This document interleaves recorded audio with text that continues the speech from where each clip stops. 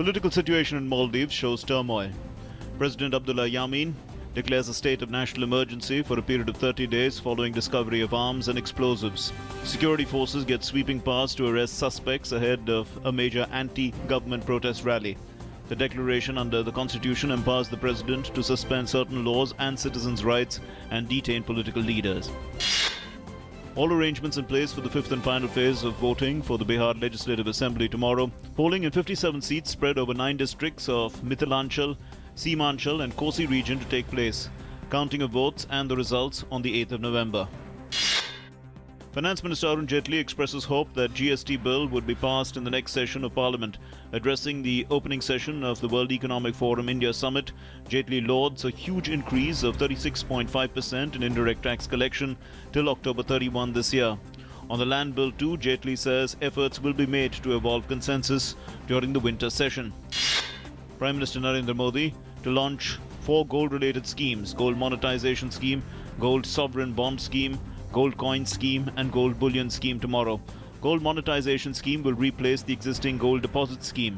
Meanwhile, Reserve Bank of India has fixed the issue price of sovereign gold bond, which will be open for subscription from Friday. Supreme Court directs CBI to examine vital witnesses of Uttar Pradesh NRHM scam within 3 months. Ex-Minister Babu Singh Kushwaha is among the accused. CBI has registered 74 FIRs and filed 48 charge sheets so far in the NRHM scam. India slams Pakistan at the United Nations for its support to terror groups in J&K. First Secretary in the Indian mission to the United Nations, Mayank Joshi, says terror groups are the main challenge to safeguard human rights of citizens in Jammu and Kashmir.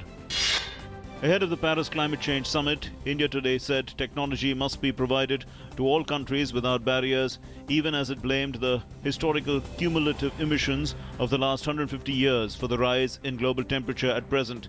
Environment Minister Prakash Javadekar said sharing of technology at affordable cost and compensating the companies through Green Climate Fund are ideas which India has put on the table, which the world is discussing.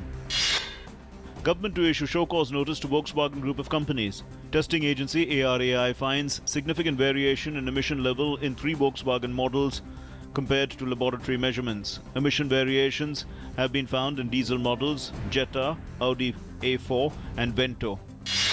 Government to set up 3 centres for jute processing in the country, which will provide training in design and processing in jute fabrics and their promotion. Addressing the annual conference of the Union Ministry of Textiles with secretaries of various states in New Delhi today, the Union Textile Minister Santosh Gangwar said need of the hour is faster environment clearances and acquisition of land from their respective states. National Green Tribunal asks Delhi and 4 northern states to issue notification to curb crop burning. Concerned over rising pollution in Delhi and NCR, the centre tells 4 northern states to take legal action against erring farmers. Also asks to launch an intense monitoring, including through satellite-based remote sensing technology. Underworld Don Chota Rajan's deportation deferred due to the closure of the airport in Bali as a result of the spewing of volcanic ash from a nearby mountain. The 55-year-old Rajan was to be brought to India by a special aircraft, but he continues to be in detention in Denpasar. Mumbai police said all security arrangements are in place for the custody of Chota Rajan in Mumbai.